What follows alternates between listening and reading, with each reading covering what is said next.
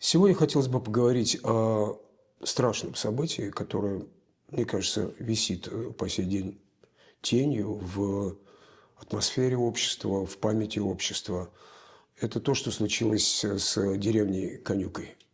Январь 1944 года. Хотелось бы реконструировать все, что привело к тому, что было причиной той жутчайшей трагедии, само событие узнать как можно лучше. Кто это сделал и как это делал, хоть и тяжело сейчас об этом говорить, и каковы были последствия. Последствия буквально личные, индивидуальные, как эти люди, кто остался жив, их родственники, продолжали жить и быть, как продолжали свою жизнь каратели. Я знаю, что центральная фигура вообще был главным редактором газеты «Правда» Тиса. Да. Вот он рассказывал правду. И как это сейчас отзывается в памяти, вот той рассосредоточенной, рассеянной, так сказать, в обществе, в литовском обществе, памяти о самом себе, о народе, и сказывается. Итак, 29 января 1944 год, это сейчас Шевченикский район, деревня Конюкой. Что случилось? Скажите, пожалуйста. В этот день сводный отряд советских партизан напал на деревню Конюкой, часть ее сжег, убил часть гражданского населения, насчитывается где-то свыше 30 человек, и ограбил деревню и ушел обратно в леса. Если позволите, сразу уточнение. Советские партизаны, советские диверсанты, кто это такие вообще? В советском нарративе себя они, конечно, называли красными или советскими партизанами. В нынешнем, скажем, литовском нарративе и понимании это по большей части это диверсанты, то есть люди, которые были в основном присланы из так называемой Большой Земли, то есть из Советского Союза, на территорию Литвы для диверсионно-разведывательных действий в тылу немецкой армии. Говорить о каком-то советском, или как в советском нарративе писалось, всенародном сопротивлении фашистам не приходится. Потому что все эти люди, которые, неважно как, попали в эти партизанские отряды, они по большому счету, кто-то вел свою войну, войну за выживание, а кто-то выполнял приказы Генерального штаба Красной Армии, там, 4-го управления НКВД и так далее и тому подобное. Короче говоря, это были части, чья деятельность была инспирирована, инициирована и поддерживалась из Москвы. Ну и, конечно, все, скажем, обеспечение по большому счету происходило из местных ресурсов. Так вот, эти местные ресурсы и стали причиной того, что снова эти люди, члены этих отрядов, вошли в конфронтацию с местным населением, и сожженные деревни – это, скажем так, уже последствия этой конфронтации. Ну вот почему же Конюкой стали такой мишенью? Вы говорите, местные ресурсы. Что, они не хотели отдавать продукты или какие-то еще чинили препятствия местные жители? И, по сути, о каких-то более-менее активных действиях, будем их называть красными партизанами для простоты. Да, где-то так второй половины 43-го года об этом говорить не приходится. Когда уже фронт начал неумолимо двигаться на запад, их действия стали активными. И то, что там, скажем, самое главное конфронтация местного населения этих красных партизан, это так называемые операции по заготовкам, когда они приходили в деревни и брали то, что им надо. Это и одежда, это и еда и так далее и тому подобное. Конечно, кто-то им давал согласием, по собственной воле. У некоторых они забирали силой, там есть даже свидетельства, что они выписывали там какие-то квитанции, что, мол, вот после победы придешь с этой квитанцией там, в сельсовет, тебе там возместят. Но это единственные такие, скажем, эпизоды. Но по сути это был грабеж местного населения. Этот грабеж особенно усилился, как уже говорили, во второй половине 43-го года. И осенью 43-го года было решено создать отряды местной самообороны. То есть, когда в деревнях собираются отряды из активных мужчин, они вооружаются и несут ночные, скажем так, дежурства. Цель этих отрядов как можно сопротивляться этому произволу, который чинили красные партизаны. Эта инициатива была самодеятельная, то есть местных жителей, или это вместе с литовской властью, ведь власть сохранялась, правильно? Особенно в этих деревнях нельзя было говорить об оккупационных органах нацистских буквально. Сохранялась стандартная цивильная литовская власть. Ну да, была администрация, органы полиции и так далее и тому подобное. Все это шло централизованно. Уже до этого мы можем говорить о ночных дозорах. Это было больше похоже на местную инициативу. Осень 43-го года, это уже централизованно, с верхов власти выходит инструкция о создании отрядов самообороны. И они создаются. Они формально подчинялись волостным полицейским, скажем, пунктам. Они легально могли вооружаться. И свою деятельность они уже, скажем, вели не как какая-то там, как, скажем, вот собрались по своей инициативе. Нет, она уже регламентировалась, кто может быть в этом отряде, как они должны действовать и так далее и тому подобное. Это уже была инициатива верховной власти, которая уже пошла по цепочке вниз. Короче говоря, это были легальные отряды самозащиты. Если мы будем говорить конкретно о деревне Конюки, то такой отряд создался, как и в других литовских деревнях.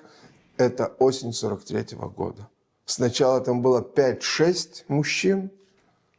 Зимой 44-го по разным документам где-то по 30. Это люди, которые вооружались и несли там охрану своей деревни.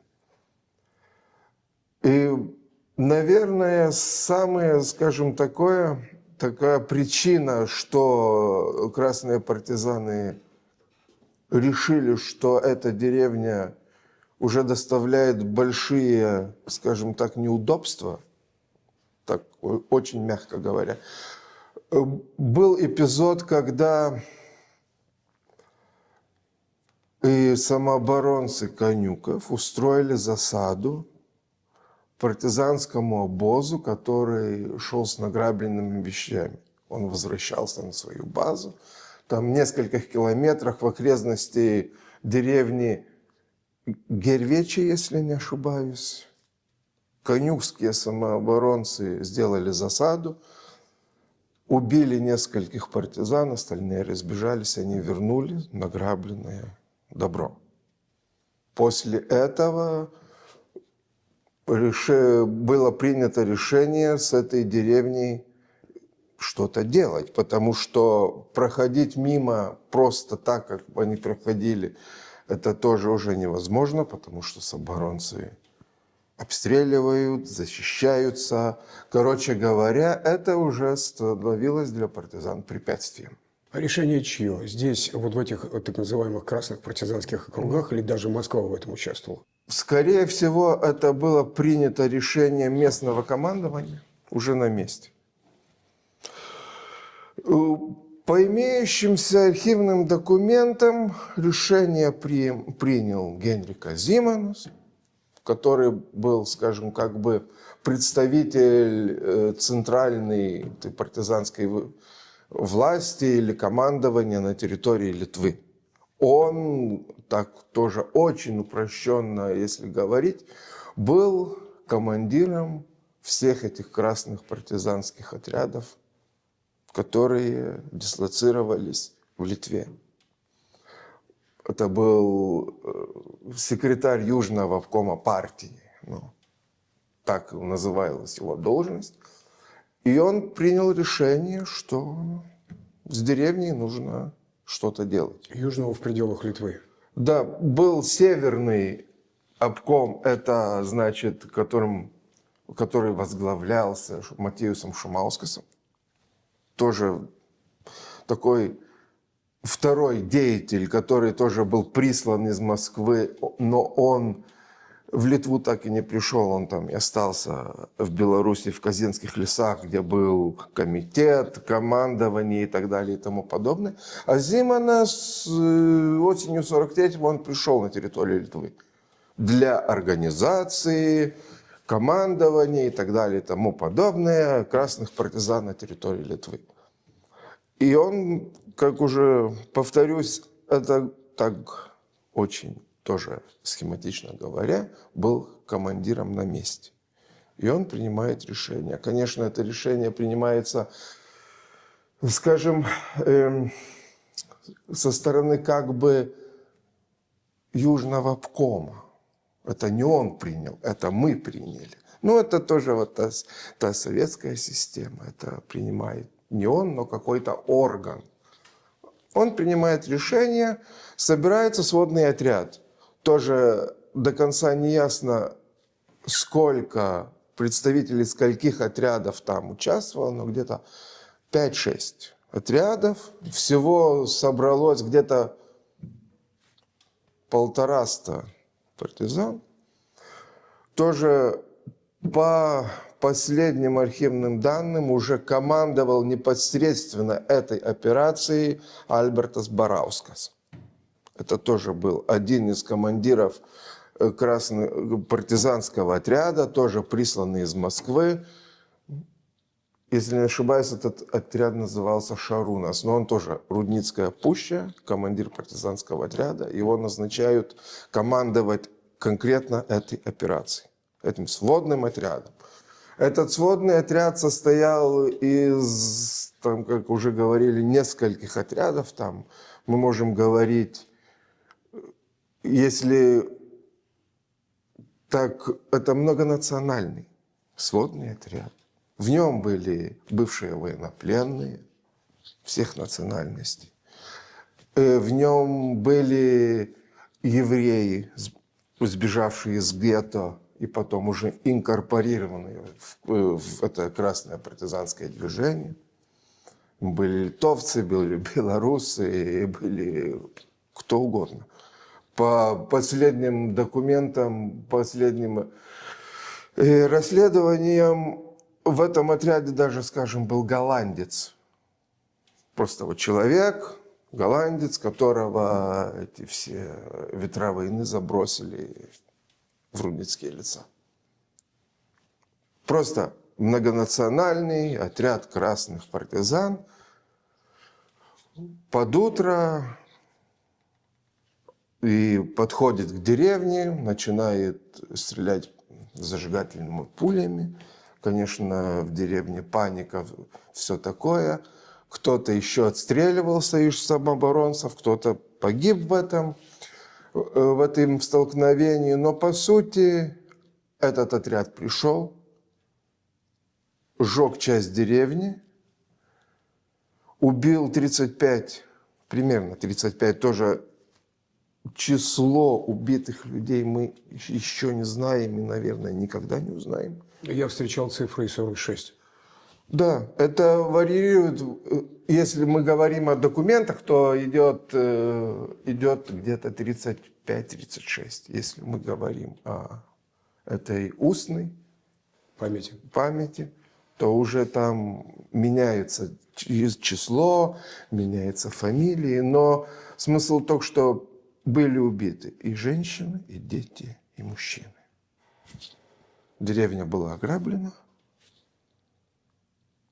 Все это по документам литовской полиции. Стрельба была слышна примерно где-то 45 минут. Ну, вся эта операция заняла около часа. Они сделали это, скажем так, преступление уже, будем говорить прямо, военное преступление, и ушли в леса. Все. А то, что там остались люди, ну, кто-то убежал, кто-то вернулся, похоронили своих родных и близких и жили дальше. А что волостная власть дальше? Извините? Власть волостная. Ну, она же, по идее, должна была ответить и должна была искать партизан и карать. Проблема уже в том, что зима 44-го года, весна 44-го года, волостная власть уже была не в силах противостоять этим красным отрядам или красным бандам, как угодно. Потому что немецкие власти практически этим не занимались. Они на это смотрели тоже очень сквозь пальцы. У полиции не было достаточно сил. А красные партизаны, они в то время уже, они довольно-таки активно занимались тем, чем занимались. И они уже, скажем, чувствовали себя безнаказанно полностью. Это, было просто отчет вот о происшествии. Там недалеко от Конюков стоял литовский опорный пост.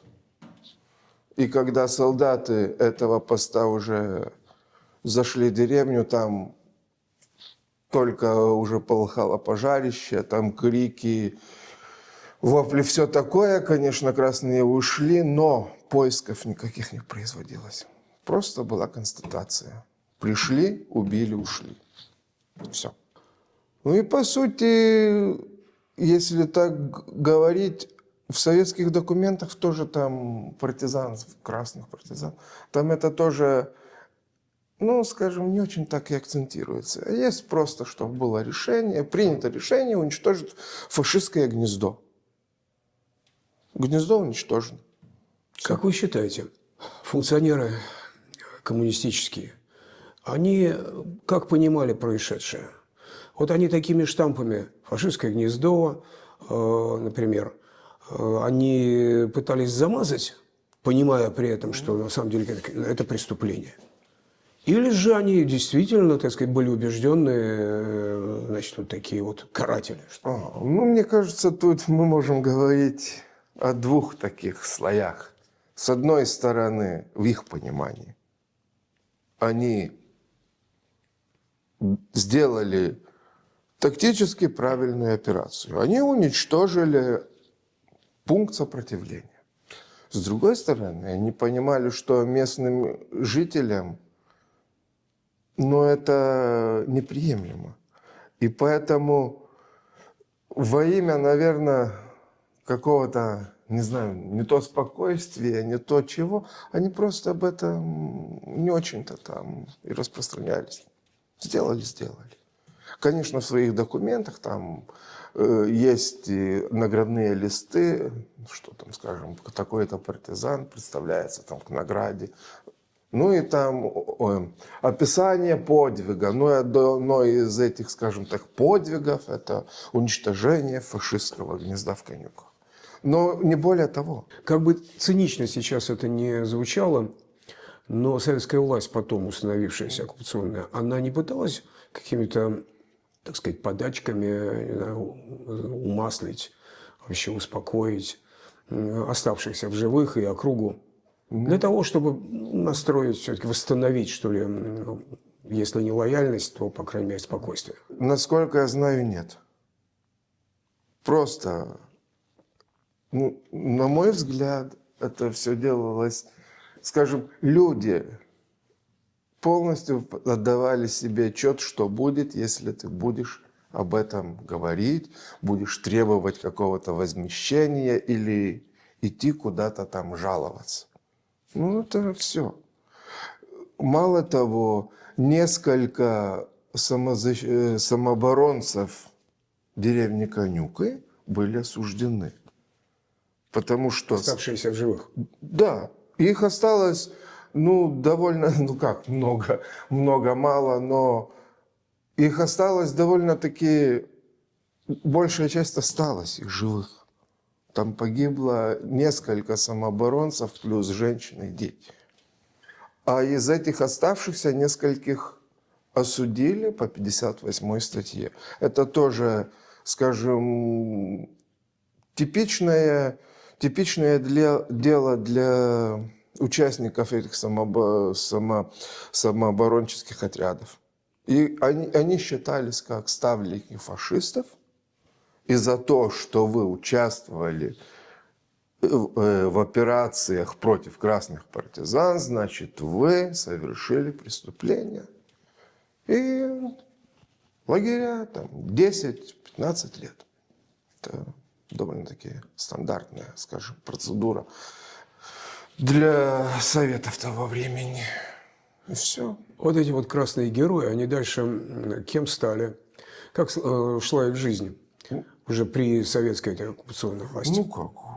Они же все здесь остались, верно? Большая часть осталась здесь. Если, скажем, такой Генрих Казиманас, потом стал заслуженным журналистом, как вы говорили, редактором «Правды» и так далее, и тому подобное. Бараускас был в аппарате, тоже занимал должности не последние. Часть этих партизан тоже, вот если говорить о рядовых партизанах красных, да, у них жизнь сложилась по-разному. Кто-то сделал карьеру, кто-то не сделал карьеру.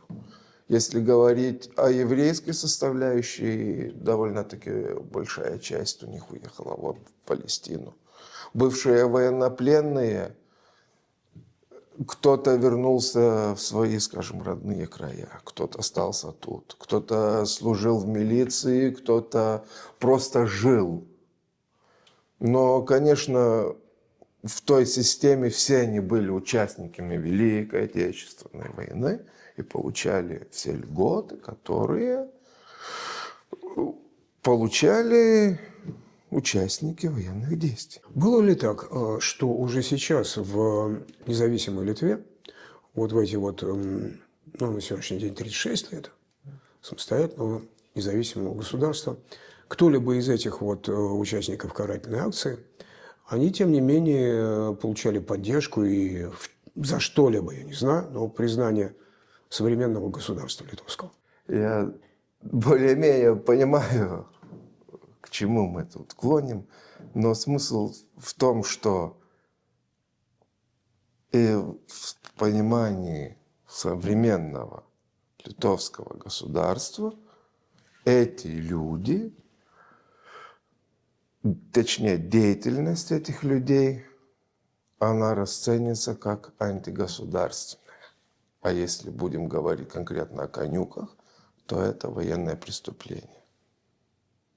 В прокуратуре Шельченинского района было заведено уголовное дело.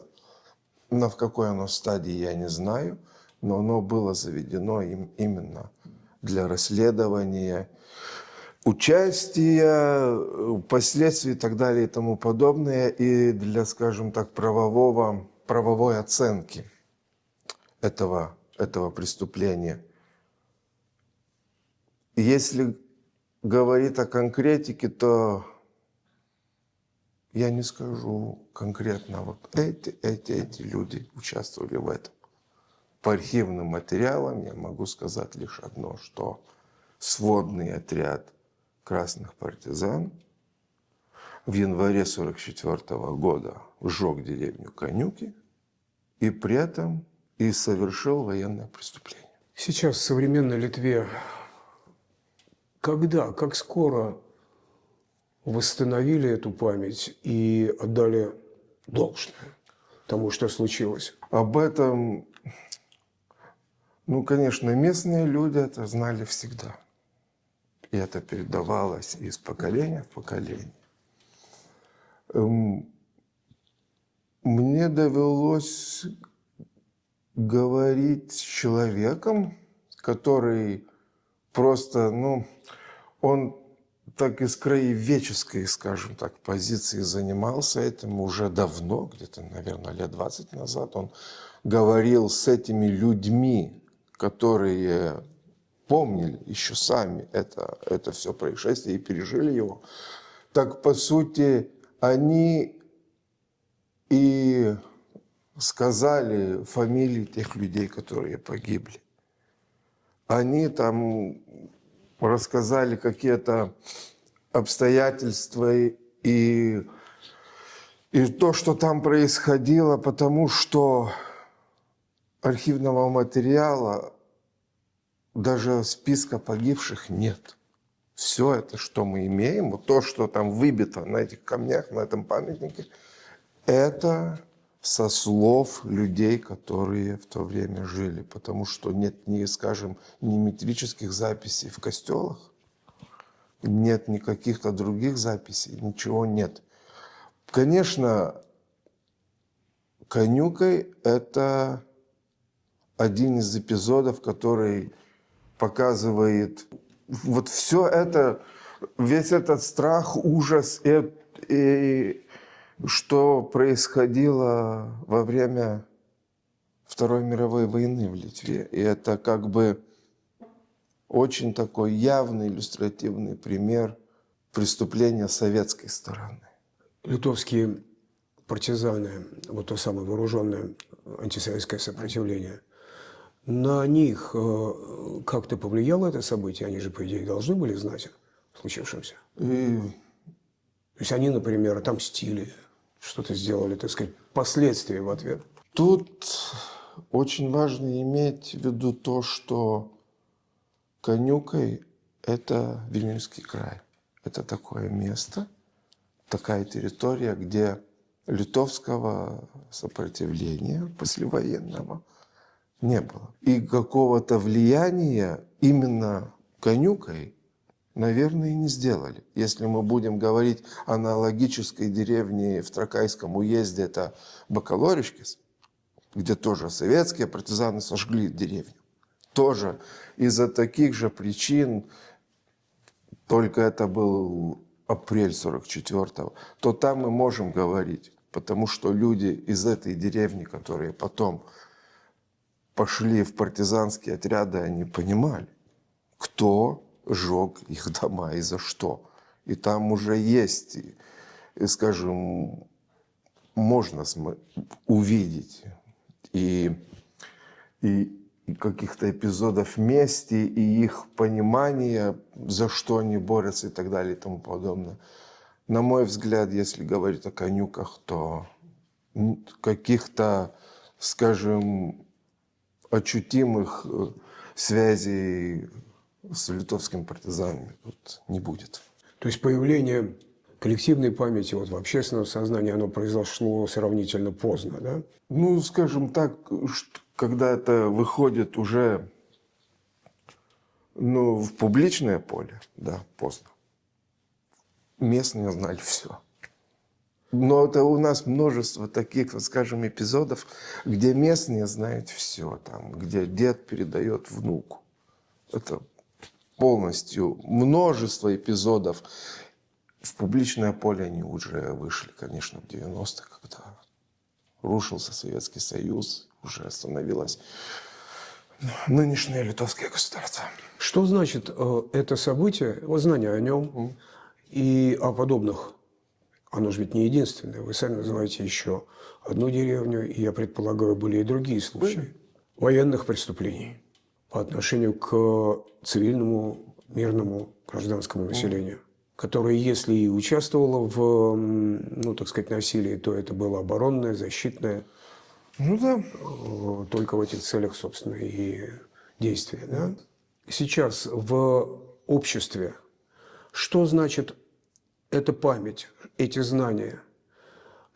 Каким, я бы сказал, коллизиям, каким отношениям внутриобщественным, может быть, между разными какими-то социальными слоями, между разными этническими, может быть, группами, к чему это приводит, если приводит? Вот пример военного преступления, совершенного советской стороной. Только если мы говорим о конюках, то мы должны иметь в виду, что есть, скажем, несколько версий. Или, точнее сказать, рассказов. Если мы посмотрим со стороны поляков, то мы услышим, что в конюках литовцы, евреи и еще кто-то там, это те вот красные партизаны, убивали поляков. Если мы будем смотреть с литовской стороны, то мы увидим, что красные партизаны убивали литовцев. Я не знаю, где больше правды, где меньше. Для меня это военное преступление, не имеющее ни национальности, ни срока давности. Представители с одной из противоборствующих сторон, то есть советские, совершили военное преступление и убили гражданских людей. Все.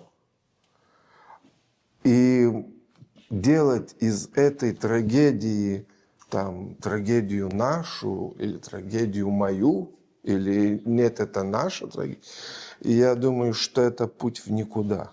Мы просто должны понимать, что Советы совершили преступление. А советская версия, ее, может быть, отголоски, следы какие-то сейчас вот в общественном сознании остаются еще? И знаете, как-то не довелось слышать, чтобы кто-то там или где-то вот публично еще, скажем, основывался на советских отголосках. Хотя есть вот такое тоже мнение, иногда она проскальзывает, что, мол, вот эти люди, эти самооборонцы деревень, что это были гражданские, которые решили ввязаться в войну. А если уже ввязались в войну, ну, значит, получилось то, что получилось. Короче говоря, сидели бы тихо, может быть, ничего и не было. Но это, понимаете, это очень такой тихий голосок, он так где-то так проскальзывает, и больше его и не слышно. Но по сути это, повторюсь, это преступление, о котором просто нужно знать, и иначе его трактировать я не представляю как.